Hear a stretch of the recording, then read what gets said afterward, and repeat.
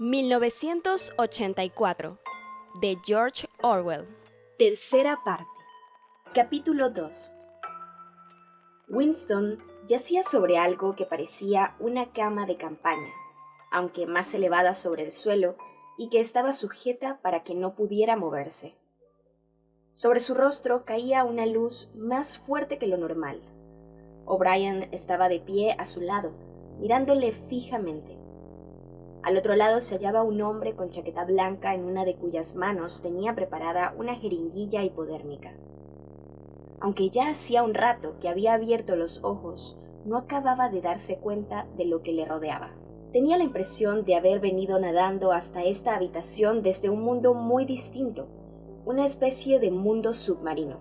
No sabía cuánto tiempo había estado en aquellas profundidades. Desde el momento en que lo detuvieron, no había visto oscuridad ni luz diurna. Además, sus recuerdos no eran continuos. A veces la conciencia, incluso esa especie de conciencia que tenemos en los sueños, se le había parado en seco y solo había vuelto a funcionar después de un rato de absoluto vacío. Pero si esos ratos eran segundos, horas, días o semanas, no había manera de saberlo. La pesadilla comenzó con aquel primer golpe en el codo. Más tarde se daría cuenta de que todo lo ocurrido entonces había sido solo una ligera introducción, un interrogatorio rutinario al que eran sometidos casi todos los presos. Todos tenían que confesar como cuestión de mero trámite una larga serie de delitos, espionaje, sabotaje y cosas por el estilo. Aunque la tortura era real, la confesión era solo cuestión de trámite. Winston no podía recordar cuántas veces le habían pegado ni cuánto tiempo habían durado los castigos. Recordaba, en cambio, que en todo momento había en torno suyo 5 o 6 individuos con uniformes negros. A veces emplearon los puños, otras las porras, también varas de acero y, por supuesto, las botas.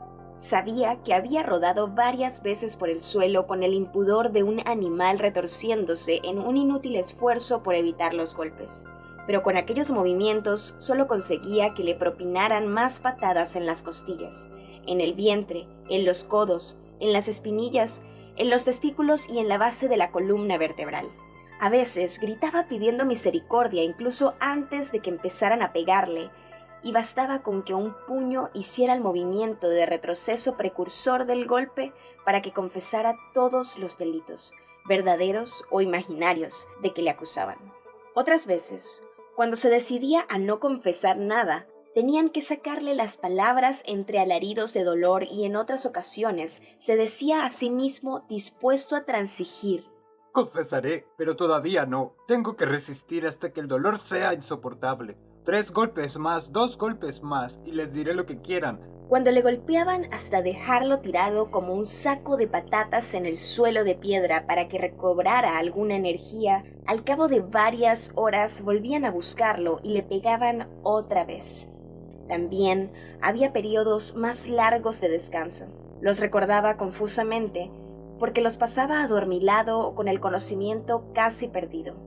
Se acordaba de que un barbero había ido a afeitarle la barba al rape y algunos hombres de actitud profesional con batas blancas le tomaban el pulso, le observaban sus movimientos reflejos, le levantaban los párpados y le recorrían el cuerpo con dedos rudos en busca de huesos rotos o le ponían inyecciones en el brazo para hacerle dormir. Las palizas se hicieron menos frecuentes y quedaron reducidas casi únicamente a amenazas, a anunciarle un horror al que le enviarían en cuanto sus respuestas no fueran satisfactorias. Los que le interrogaban no eran ya rufianes con uniformes negros, sino intelectuales del partido, hombrecillos regordetes con movimientos rápidos y gafas brillantes que se relevaban para trabajarlo en turnos que duraban, no estaba seguro, 10 o 12 horas. Estos otros interrogadores procuraban que se hallase sometido a un dolor leve, pero constante, aunque ellos no se basaban en el dolor para hacerle confesar. Le daban bofetadas, le retorcían las orejas, le tiraban del pelo, le hacían sostenerse en una sola pierna, le negaban el permiso para orinar, le enfocaban la cara con insoportables reflectores hasta que le hacían llorar a lágrima viva. Pero la finalidad de esto era solo humillarlo y destruir en él la facultad de razonar, de encontrar argumentos. La verdadera arma de aquellos hombres era el despiadado interrogatorio que proseguía hora tras hora, lleno de trampas, deformando todo lo que él había dicho, haciéndole confesar a cada paso mentiras y contradicciones hasta que empezaba a llorar, no solo de vergüenza, sino de cansancio nervioso. A veces lloraba media docena de veces en una sola sesión.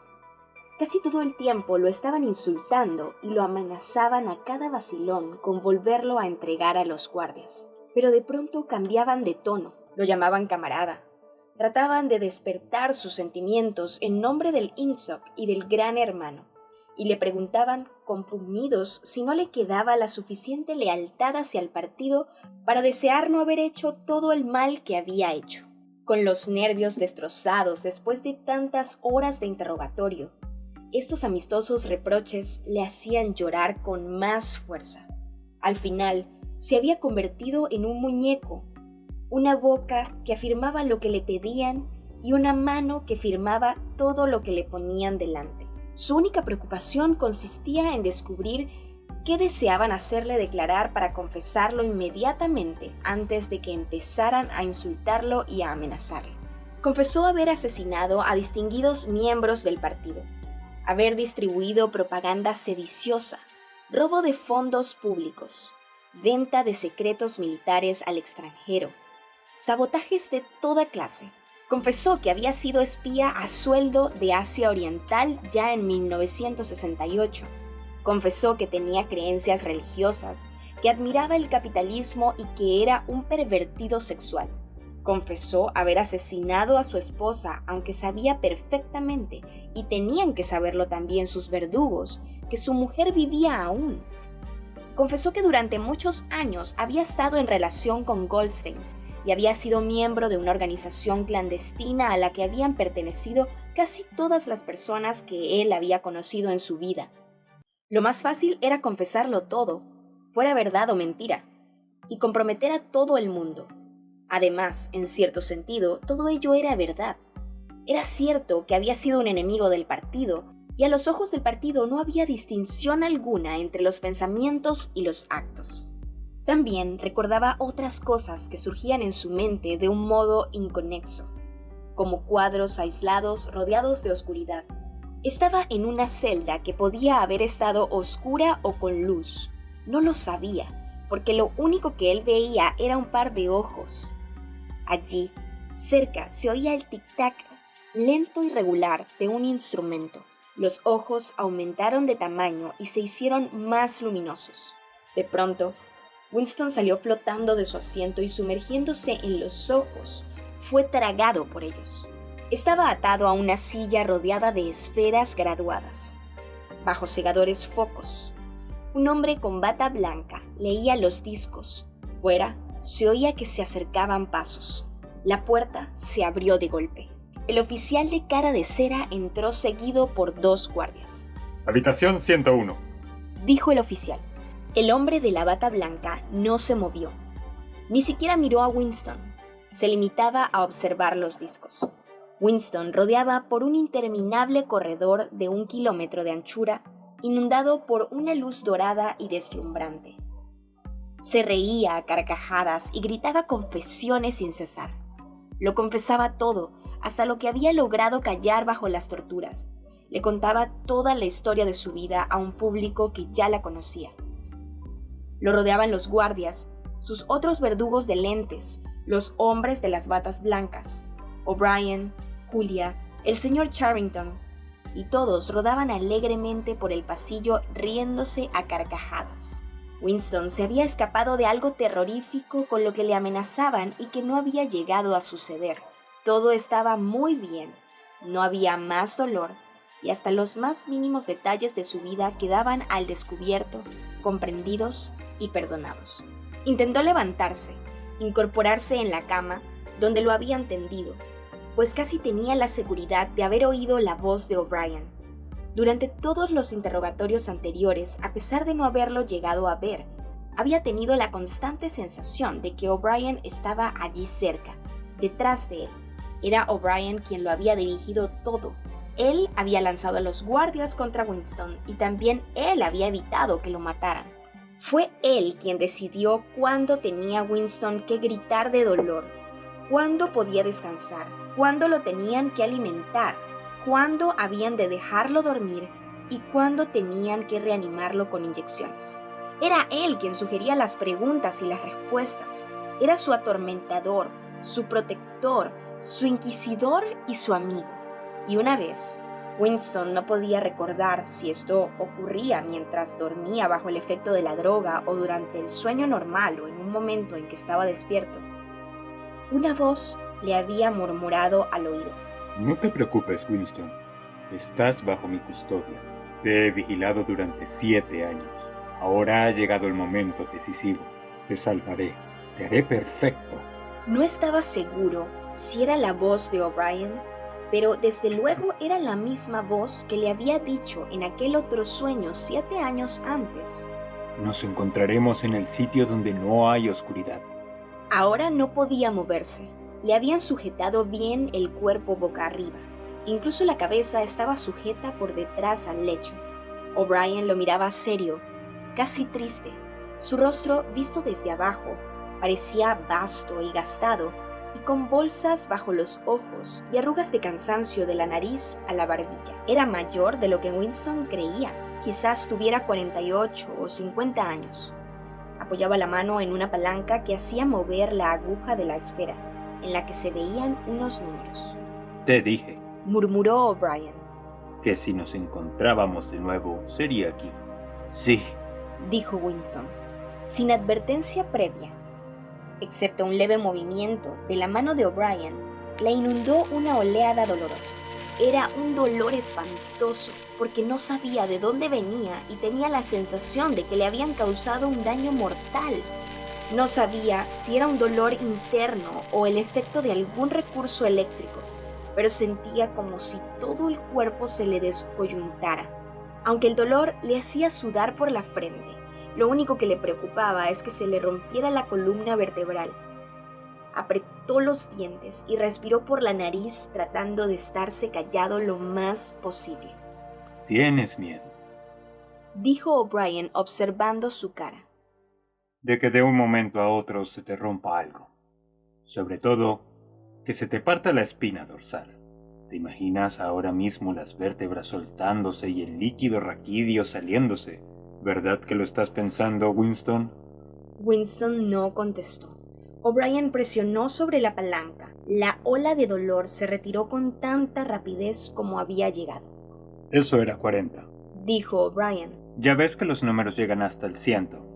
Recuerda, por favor, durante nuestra conversación, que está en mi mano infligirte dolor en el momento y en el grado que yo desee. Si me dices mentiras o si intentas engañarme de alguna manera, o te dejas caer por debajo de tu nivel normal de inteligencia, te haré dar un alarido inmediatamente. ¿Entendido? Sí, dijo Winston. O'Brien adoptó una actitud menos severa. Se ajustó pensativo las gafas y anduvo unos pasos por la habitación. Cuando volvió a hablar, su voz era suave y paciente. Parecía un médico, un maestro, incluso un sacerdote, deseoso de explicar y de persuadir antes que de castigar. Me estoy tomando tantas molestias contigo, Winston, porque tú lo mereces. Sabes perfectamente lo que te ocurre. Lo has sabido desde hace muchos años, aunque te has esforzado en convencerte de que no lo sabías. Estás trastornado mentalmente. Padeces de una memoria defectuosa. Eres incapaz de recordar los acontecimientos reales y te convences a ti mismo porque estabas decidido a no curarte. No estabas dispuesto a hacer el pequeño esfuerzo de voluntad necesario. Incluso ahora, estoy seguro de ello, te aferras a tu enfermedad por creer que es una virtud. Ahora te pondré un ejemplo y te convencerás de lo que digo. Vamos a ver, en este momento, con qué potencia está en guerra Oceanía. Cuando me detuvieron, Oceanía estaba en guerra con Asia Oriental. Con Asia Oriental, muy bien. Y Oceanía ha estado siempre en guerra con Asia Oriental, ¿verdad? Winston contuvo la respiración. Abrió la boca para hablar, pero no pudo. Era incapaz de apartar los ojos del disco numerado. La verdad, por favor, Winston. Tu verdad. Dime lo que creas recordar. Recuerdo que hasta una semana antes de haber sido yo detenido, no estábamos en guerra con Asia Oriental en absoluto. Éramos aliados de ella. La guerra era contra Eurasia, una guerra que había durado 4 años y antes de eso... O'Brien lo hizo callar con un movimiento de la mano. Otro ejemplo. Hace algunos años sufriste una obcecación muy seria. Creíste que 3 hombres que habían sido miembros del partido llamados Jones, Aronson y Rutherford, unos individuos que fueron ejecutados por traición y sabotaje después de haber confesado todos sus delitos. Creíste, repito, que no eran culpables de los delitos de los que se les acusaba. Creíste que habías visto una prueba documental innegable que mostraba que sus confesiones habían sido forzadas y falsas. Sufriste una alucinación que te hizo ver cierta fotografía. Llegaste a creer que la habías tenido en tus manos. ¿Era una foto como esta? Entre los dedos de O'Brien había aparecido un recorte de periódico que pasó ante la vista de Winston durante unos 5 segundos. Era una foto de periódico y no podía dudarse cuál. Sí, era la fotografía. Otro ejemplar del retrato de Jones, Aronson y Rutherford en el acto del partido celebrado en Nueva York. Aquella foto que Winston había descubierto por casualidad 11 años antes y había destruido enseguida. Y ahora ha vuelto a verla, solo unos instantes, pero estaba seguro de haberla visto otra vez. Hizo un desesperado esfuerzo por incorporarse, pero era imposible moverse ni siquiera un centímetro. Había olvidado la existencia de la amenazadora palanca. Solo quería volver a coger la fotografía, o por lo menos verla más tiempo. ¡Existe! Gritó. No, Dijo O'Brien. Cruzó la estancia. En la pared de enfrente había un agujero de la memoria. O'Brien levantó la rejilla. El pedazo de papel salió dando vueltas en el torbellino de aire caliente y se deshizo en una fugaz llama. O'Brien volvió junto a Winston. cenizas. Dijo. Ni siquiera cenizas identificables. Polvo. Nunca ha existido. Pero existió. Existe. Sí existe en la memoria. Lo recuerdo y tú también lo recuerdas. Yo no lo recuerdo. Dijo O'Brien. Winston se desanimó. Aquello era doble pensar. Sintió un mortal desamparo. Si hubiera estado seguro de que O'Brien mentía, se habría quedado tranquilo. Pero era muy posible que O'Brien hubiera olvidado de verdad la fotografía. Y en ese caso habría olvidado ya su negativa de haberla recordado y también habría olvidado el acto de olvidarlo. ¿Cómo podía uno estar seguro de que todo esto no era más que un truco? Quizás aquella demencial dislocación de los pensamientos pudiera tener una realidad efectiva. Eso era lo que más desanimaba a Winston. O'Brien lo miraba pensativo. Más que nunca, tenía el aire de un profesor esforzándose por llevar por buen camino a un chico descarriado, pero prometedor. Hay una consigna del partido sobre el control del pasado. Repítela, Winston, por favor.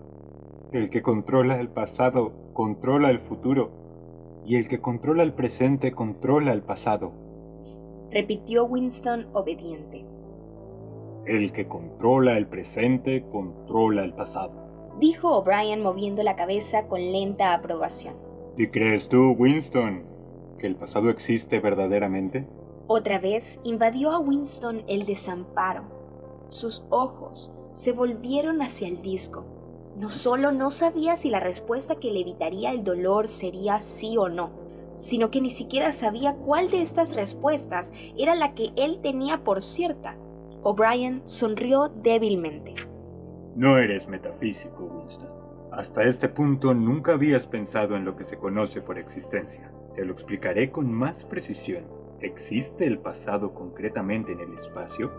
¿Hay algún sitio en alguna parte en el mundo de objetos sólidos donde el pasado siga acaeciendo? No. Entonces, ¿dónde existe el pasado? En los documentos. Está escrito. En los documentos. ¿Y en dónde más? En la mente. En la memoria de los hombres. En la memoria. Muy bien.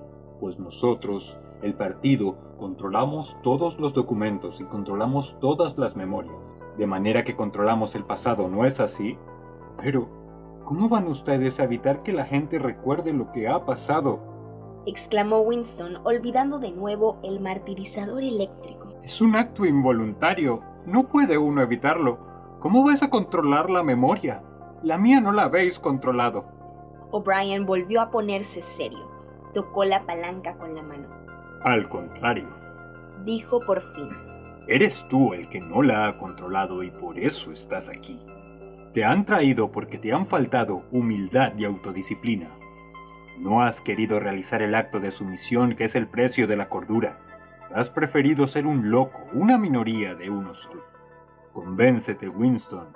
Solamente el espíritu disciplinario puede ver la realidad. ¿Crees que la realidad es algo objetivo, externo, que existe por derecho propio?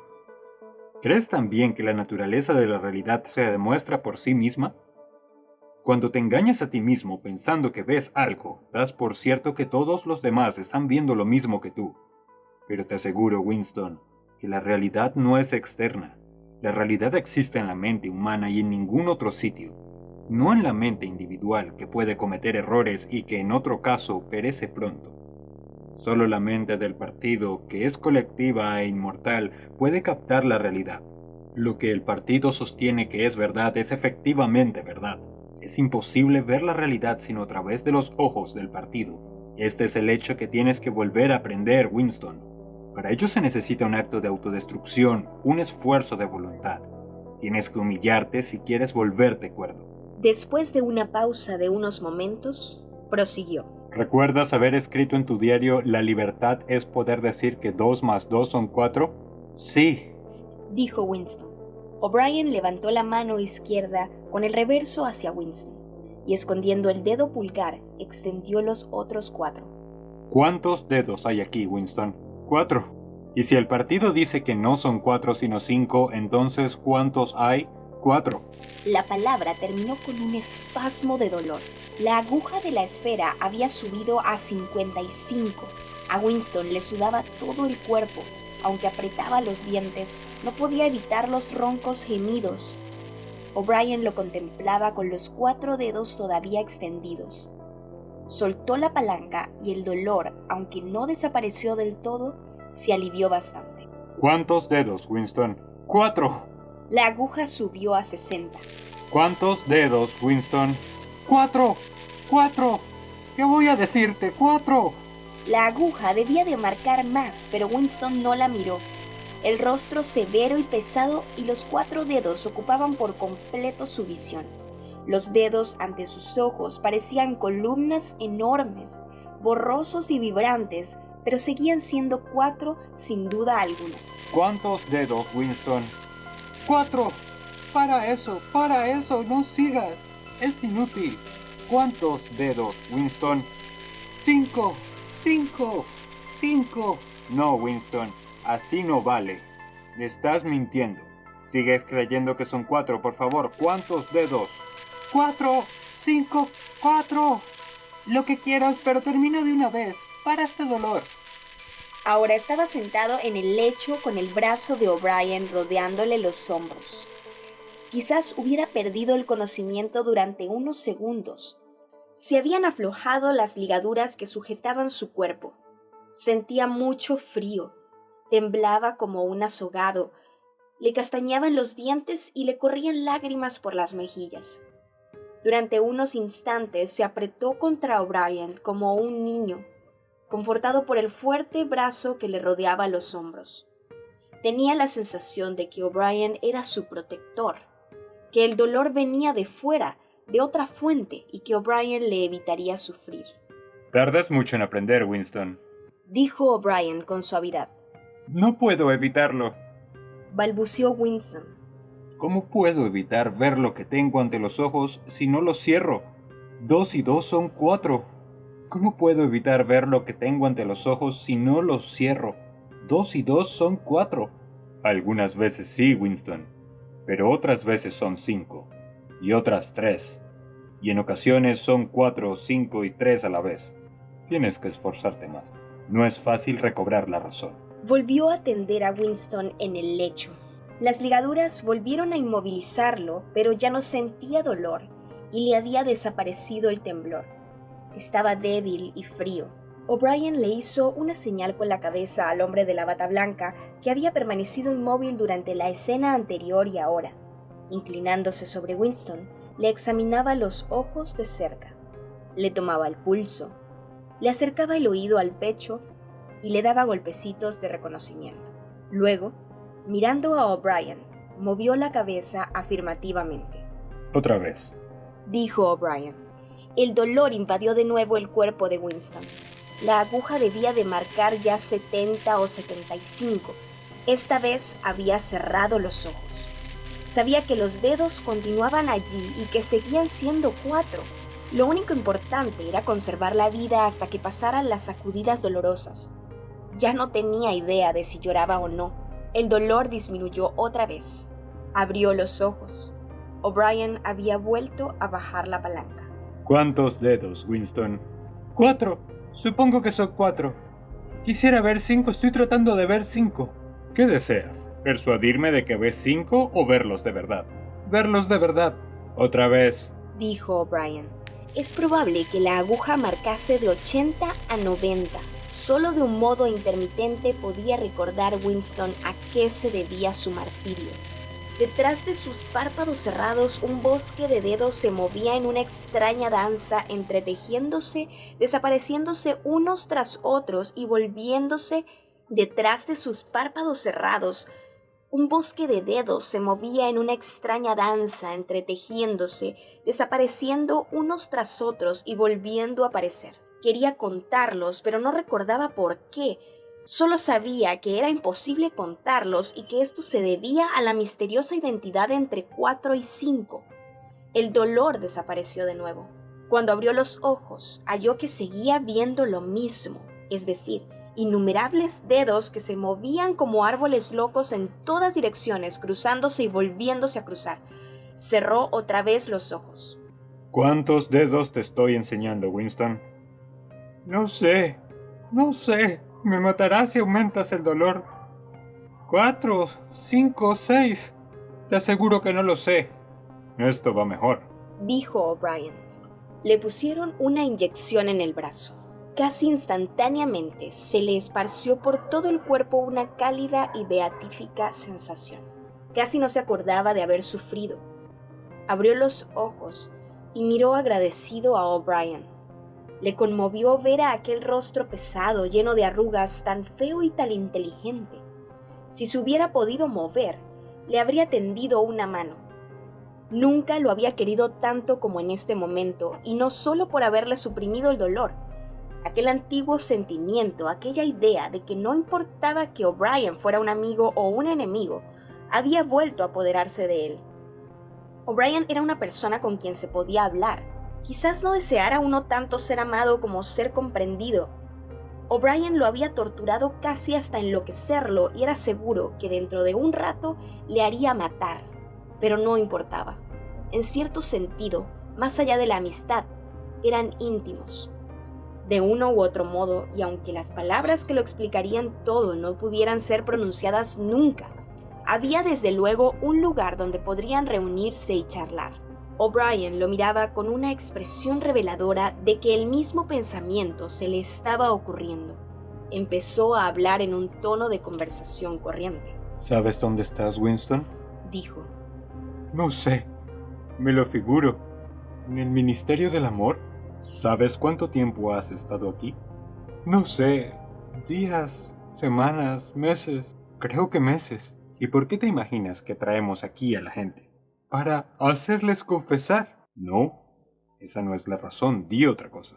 ¿Para castigarlos? No, exclamó O'Brien. Su voz había cambiado extraordinariamente y su rostro se había puesto de pronto serio y animado a la vez. No te traemos solo para hacerte confesar y para castigarte. ¿Quieres que te diga para qué te hemos traído? Para curarte, para volverte cuerdo. Debes saber, Winston, que ninguno de los que traemos aquí sale de nuestras manos sin haberse curado. No nos interesan esos estúpidos delitos que has cometido. Al partido no le interesan los actos realizados. Nos importa solo el pensamiento. No solo destruimos a nuestros enemigos, sino que los cambiamos. ¿Comprendes lo que quiero decir? Estaba inclinado sobre Winston. Su cara parecía enorme por su proximidad y horriblemente fea vista desde abajo. Además, sus facciones se alteraban por aquella exaltación, aquella intensidad de loco. Otra vez se le encogió el corazón a Winston. Si le hubiera sido posible, habría retrocedido. Estaba seguro de que O'Brien iba a mover la palanca por puro capricho. Sin embargo, en ese momento se apartó de él y paseó un poco por la habitación. Luego prosiguió con menos vehemencia. Lo primero que debes comprender es que este no es un lugar de martirio. Has leído cosas sobre las persecuciones religiosas en el pasado. En la Edad Media había la Inquisición, no funcionó. Pretendían erradicar la herejía y terminaron por perpetuarla. En las persecuciones antiguas, por cada hereje quemado han surgido otros miles de ellos. ¿Por qué? Porque se mataban a los enemigos abiertamente y mientras aún no se habían arrepentido. Se moría por no abandonar las creencias heréticas. Naturalmente, así toda la gloria pertenecía a la víctima y la vergüenza al inquisidor que la quemaba. Más tarde, en el siglo XX, han existido los totalitarios, como los llamaban los nazis alemanes y los comunistas rusos. Los rusos persiguieron a los herejes con mucha más crueldad que ninguna otra inquisición, y se imaginaron que habían aprendido de los errores del pasado. Por lo menos sabían que no se deben hacer mártires. Antes de llevar a sus víctimas a un juicio público, se dedicaban a destruirles la dignidad. Los deshacían moralmente y físicamente por medio de la tortura y el aislamiento hasta convertirlos en seres despreciables, verdaderos peleles capaces de confesarlo todo, que se insultaban a sí mismos acusándose unos a otros y pedían sollozando un poco de misericordia. Sin embargo, después de unos cuantos años ha vuelto a ocurrir lo mismo. Los muertos se han convertido en mártires y se han olvidado de su degradación. ¿Por qué había vuelto a suceder esto? En primer lugar, porque las confesiones que habían hecho eran forzadas y falsas. Nosotros no cometemos esta clase de errores. Todas las confesiones que salen de aquí son verdaderas. Nosotros hacemos que sean verdaderas y sobre todo no permitiremos que los muertos se levanten contra nosotros. Por tanto, debes perder toda la esperanza de que la posteridad te reivindique, Winston. La posteridad no sabrá nada de ti. Desaparecerás por completo de la corriente histórica. Te disolveremos en la estratosfera, por decirlo así. De ti no quedará nada, ni un nombre en un papel, ni tu recuerdo en un ser vivo. Quedarás aniquilado tanto en el pretérito como en el futuro. No habrás existido. Entonces, ¿para qué me torturan? Pensó Winston con una amargura momentánea. O'Brien se detuvo en seco como si hubiera oído el pensamiento de Winston. Su ancho y feo rostro se le acercó con los ojos un poco entornados y le dijo: Estás pensando que si nos proponemos a destruirte por completo, ¿para qué nos tomamos todas estas molestias? Que si nada va a quedar de ti, ¿qué importancia puede tener lo que tú digas o lo que pienses? ¿Verdad que lo estás pensando? Sí, dijo Winston. O'Brien sonrió lentamente y prosiguió: te explicaré por qué nos molestamos en curarte. Tú, Winston, eres una mancha en el tejido, una mancha que debemos borrar. ¿No te dije hace poco que somos diferentes de los martirizadores del pasado? No nos contentamos con una obediencia negativa, ni siquiera con la sumisión más abyecta. Cuando por fin te rindas a nosotros, tendrá que impulsarte a ello tu libre voluntad. No destruimos a los herejes porque se nos resisten. Mientras nos resisten, no los destruimos. Los convertimos, los capturamos, captamos su mente, los reformamos. Al hereje político le quitamos todo el mal y todas las ilusiones engañosas que lleva dentro. Lo traemos a nuestro lado no en apariencia sino verdaderamente, en cuerpo y alma. Lo hacemos uno de nosotros antes de matarlo. Nos resulta intolerable que un pensamiento erróneo exista en alguna parte del mundo, por muy secreto e inocuo que pueda ser. Ni siquiera en el instante de la muerte podemos permitir alguna desviación. Antiguamente, el hereje subía a la hoguera siendo aún un hereje, proclamando su herejía y hasta disfrutando con ella. Incluso la víctima de las purgas rusas se llevaban su rebelión cuando avanzaban por un pasillo de la prisión en espera del tiro en la nuca. Nosotros, en cambio, hacemos perfecto el cerebro que vamos a destruir. La consigna de todos los despotismos era: no harás esto o lo otro. La voz de mando de los totalitarios era: harás esto o aquello. Nuestra orden es: eres. Ninguno de los que traemos aquí puede volverse contra nosotros. Les lavamos el cerebro, incluso a aquellos miserables traidores en cuya inocencia creíste un día.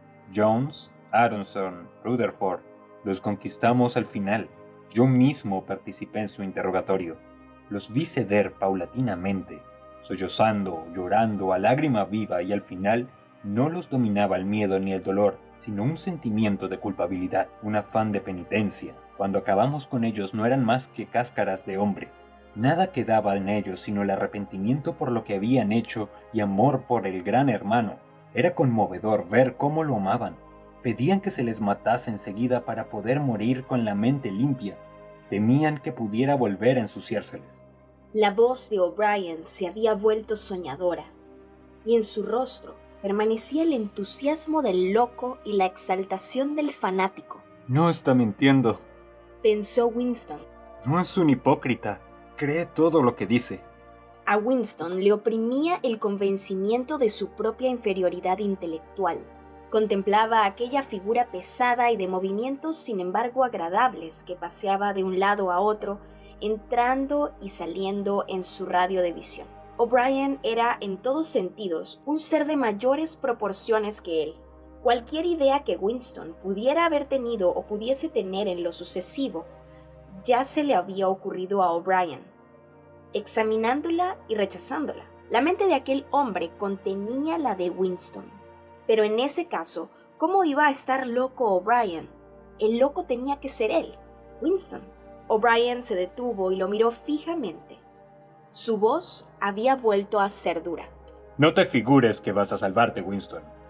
Aunque te rindas a nosotros por completo, jamás se salva nadie que se haya desviado alguna vez. Y aunque decidiéramos dejarte vivir el resto de tu vida natural, nunca te escaparás de nosotros. Lo que está ocurriendo aquí es para siempre. Es preciso que se te grabe de una vez para siempre. Te aplastaremos hasta tal punto que no podrás recobrar tu antigua forma. Te sucederán cosas de las que no te recobrarás aunque vivas 1000 años. Nunca podrás experimentar de nuevo un sentimiento humano. Todo habrá muerto en tu interior. Nunca más serás capaz de amar, de amistad, de disfrutar de la vida, de reírte, de sentir curiosidad por algo, de tener valor, de ser un hombre íntegro. Estarás hueco. Te vaciaremos y te rellenaremos de nosotros. Se detuvo y le hizo una señal al hombre de la bata blanca. Winston tuvo la vaga sensación de que por detrás de él le acercaban un aparato grande. O'Brien se había sentado junto a la cama de modo que su rostro quedaba casi al mismo nivel de Winston. 3000. Le dijo por encima de la cabeza de Winston al hombre de la bata blanca. 2 compresas algo húmedas fueron aplicadas a las sienes de Winston. Este sintió una nueva clase de dolor. Era algo distinto. Quizás no fuese dolor. O'Brien le puso una mano sobre la suya para tranquilizarlo, casi con amabilidad. Esta vez no te dolerá, le dijo. No apartes tus ojos de los míos. En aquel momento sintió Winston una explosión devastadora, o lo que parecía una explosión, aunque no era seguro que hubiese habido ningún ruido. Lo que sí se produjo fue un cegador fogonazo. Winston no estaba herido, solo postrado. Aunque estaba tendido de espaldas cuando aquello ocurrió, tuvo la curiosa sensación de que le habían empujado hasta quedar en aquella posición. El terrible e indoloro golpe le había dejado aplastado, y en el interior de su cabeza también había ocurrido algo. Al recobrar la visión, recordó quién era y dónde estaba, y reconoció el rostro que lo contemplaba. Pero tenían la sensación de un gran vacío interior. Era como si le faltase un pedazo del cerebro. Esto no durará mucho, dijo O'Brien. Mírame los ojos. ¿Con qué país está en guerra Oceanía? Winston pensó. Sabía lo que significaba Oceanía y que él era un ciudadano de este país. También recordaba que existían Eurasia y Asia Oriental, pero no sabía cuál estaba en guerra con cuál. En realidad no tenía idea de que hubiera guerra ninguna. No recuerdo. Oceanía está en guerra con Asia Oriental. ¿Lo recuerdas ahora? Sí. Oceanía ha estado siempre en guerra con Asia Oriental. Desde el principio de tu vida, desde el principio del partido, desde el principio de la historia, la guerra ha continuado sin interrupción, siempre la misma guerra. ¿Lo recuerdas? Sí. Hace 11 años inventaste una leyenda sobre 3 hombres que habían sido condenados a muerte por traición. Pretendías que habías visto un pedazo de papel que probaba su inocencia. Ese recorte de papel nunca existió. Lo inventaste y acabaste creyendo en él. ¿Ahora recuerdas el momento en el que lo inventaste? ¿Te acuerdas? Sí. Hace poco te puse ante los ojos los dedos de mi mano. Viste 5 dedos. ¿Lo recuerdas? Sí. O'Brien le enseñó los dedos de la mano izquierda con el pulgar oculto. Aquí hay 5 dedos. ¿Ves 5 dedos? Sí. Y los vio durante un fugaz momento. Llegó a ver 5 dedos, pero pronto volvió a ser todo normal y sintió de nuevo el antiguo miedo, el odio y el desconcierto. Pero durante unos instantes, quizás no más de 30 segundos, había tenido una luminosa certidumbre y todas las sugerencias de O'Brien habían venido a llenar un hueco de su cerebro, convirtiéndose en verdad absoluta. En esos instantes, 2 y 2 podían haber sido lo mismo 3 que 5, según se hubiera necesitado. Pero antes de que O'Brien hubiera dejado caer la mano, ya se había desvanecido la ilusión. Sin embargo, aunque no podía volver a experimentarla, recordaba aquello como se recuerda una viva experiencia en algún periodo remoto de nuestra vida en que hemos sido una persona distinta. Ya has visto que es posible, Le dijo O'Brien. Sí. Dijo Winston. O'Brien se levantó con aire satisfecho. A su izquierda, vio Winston que el hombre de la bata blanca preparaba una inyección. O'Brien miró a Winston sonriente. Se ajustó las gafas como en los buenos tiempos. ¿Recuerdas haber escrito en tu diario que no importaba que yo fuera un amigo o un enemigo, puesto que yo era por lo menos una persona que te comprendía y con quien podías hablar? Tenías razón. Me gusta hablar contigo. Tu mentalidad atrae a la mía. Se parece a la mía, excepto que está enferma. Antes de que acabemos esta sesión, puedes hacerme algunas preguntas si quieres. ¿La pregunta que quiera? Sí, cualquiera. Vio que los ojos de Winston se fijaban en la esfera graduada. Ahora no funciona. ¿Cuál es tu primera pregunta? ¿Qué habéis hecho con Julia?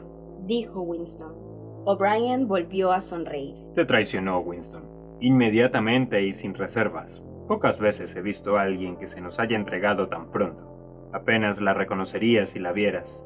Toda su rebeldía, sus engaños, sus locuras, su suciedad mental, todo eso ha desaparecido de ella como si lo hubiera quemado. Fue una conversión perfecta. Un caso para ponerlo en los libros de texto. ¿La habéis torturado? O'Brien contestó. A ver, la pregunta siguiente. ¿Existe el Gran Hermano? Claro que existe. El partido existe. El Gran Hermano es la encarnación del partido. ¿Existe en el mismo sentido en que yo existo? Tú no existes. Dijo O'Brien. A Winston volvió a asaltarle una terrible sensación de desamparo. Comprendía por qué le decían a él que no existía, pero era un juego de palabras estúpido. ¿No era un gran absurdo la afirmación «tú no existes»? ¿Pero de qué servía rechazar esos argumentos disparatados? Yo creo que existo, dijo con cansancio.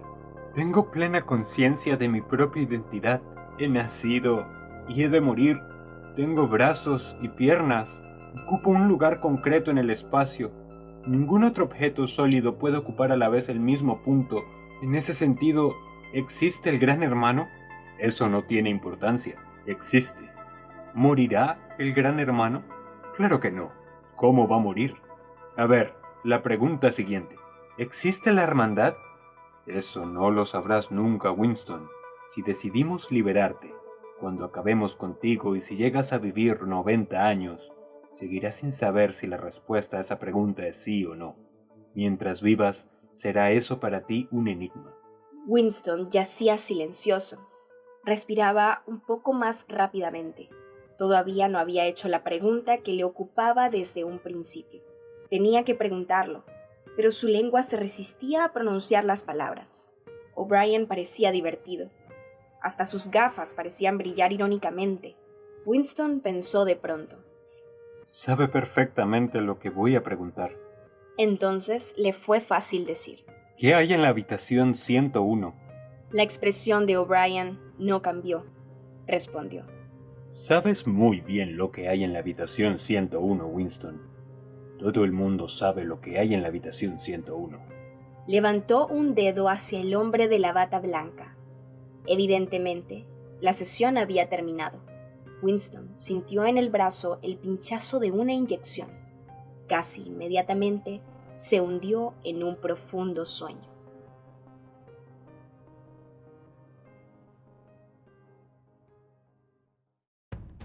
Somos Paola Chacón y José Andrés Molina. y estás escuchando Bibliófilos, Cuentos y Novelas. Síguenos en nuestras redes sociales, YouTube, Spotify e iVoox para seguir escuchando más historias con la mejor narrativa.